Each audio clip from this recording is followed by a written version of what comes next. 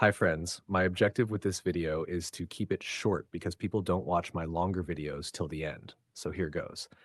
Today, I want to dive into the modern conditions of two major countries, the United States and India.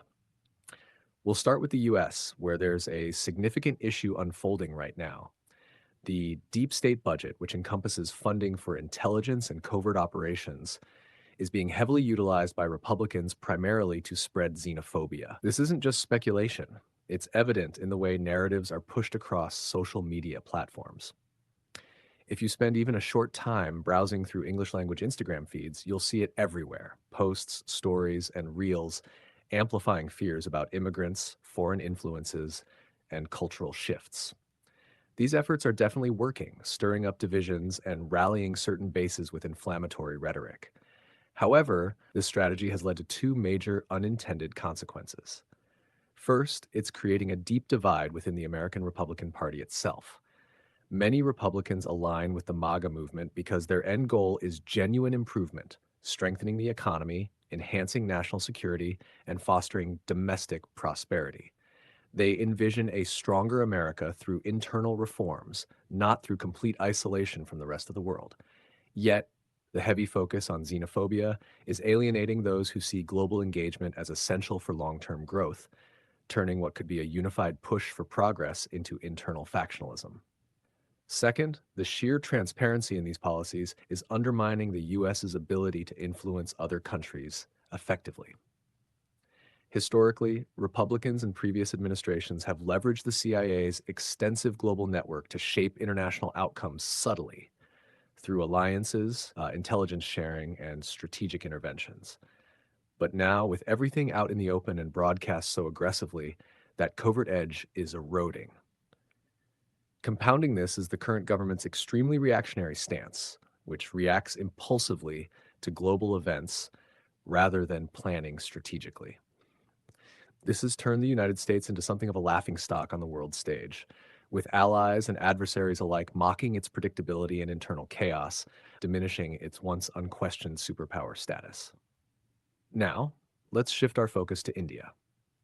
I do understand that I may be criticized for pointing out problems associated with my own country, but I'll be mostly talking about its foreign policy, so maybe I won't get attacked too harshly.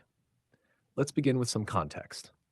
Historically, India was never a major factor in how the West decided its policies.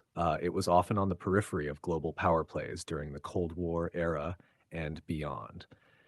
But things have changed dramatically in recent years due to extreme globalization fueled by the internet, which has connected economies, cultures, and information flows like never before. Add to that the rise of China as a dominant force in Asia and globally, and suddenly India becomes a valuable asset for the West. Western powers see India as a key counterbalance to keep an eye on China's expansionist ambitions, whether in trade, technology, or territorial disputes. This newfound strategic importance has led to closer ties, and we've seen Israel's secret service, Mossad, lend more than just a helping hand to our country. Through intelligence collaborations, training programs, and shared technologies, Mossad has bolstered India's capabilities in counterterrorism, cybersecurity, and surveillance, allowing us to punch above our weight in regional affairs.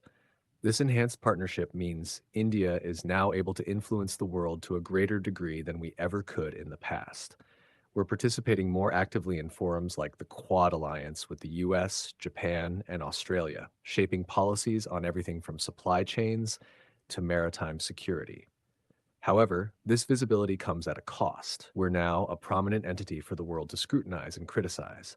And boy, there is a lot to criticize here, from domestic governance to social issues. The biggest common factors that the world and even many Indians seem to attack are the people's civic sense and our over-reliance on religion.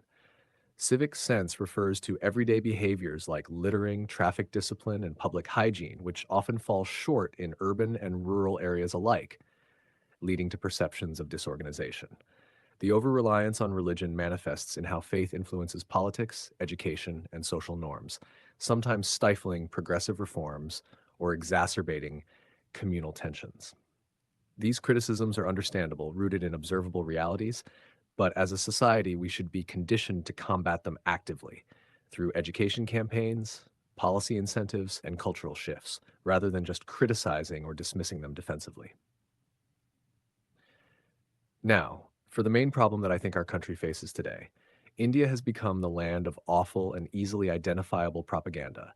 It's pervasive across so many mediums, from Bollywood movies that subtly or overtly push nationalist narratives, to news channels that broadcast biased stories around the clock, to WhatsApp and Telegram groups where misinformation spreads like wildfire among family and community networks.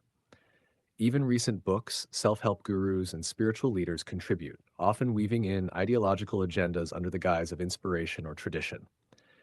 This propaganda is so blatant that it's easy for an educated individual to spot the logical fallacies, the cherry picked facts, the emotional manipulation. The target audience for this propaganda, which includes the rural educated, those in villages and small towns who have some schooling but limited access to diverse viewpoints, is becoming less and less receptive over time.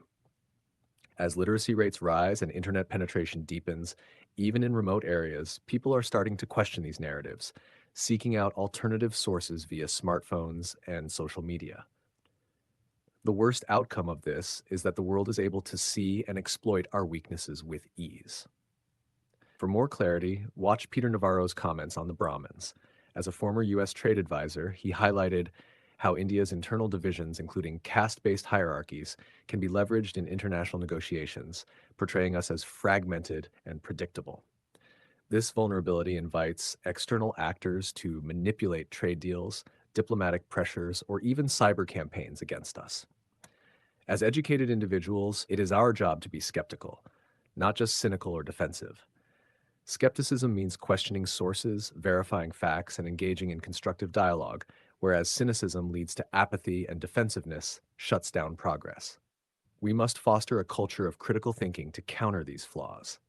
The time is close for India to become the world's microcosm, a diverse, multifaceted representation of global humanity, with its mix of ancient traditions, rapid modernization, and demographic youth bulge. Let's make sure we make it an ideal one for everyone by addressing our shortcomings head on, promoting unity over division, and leveraging our strengths for inclusive growth. Thanks for watching. Let's discuss in the comments.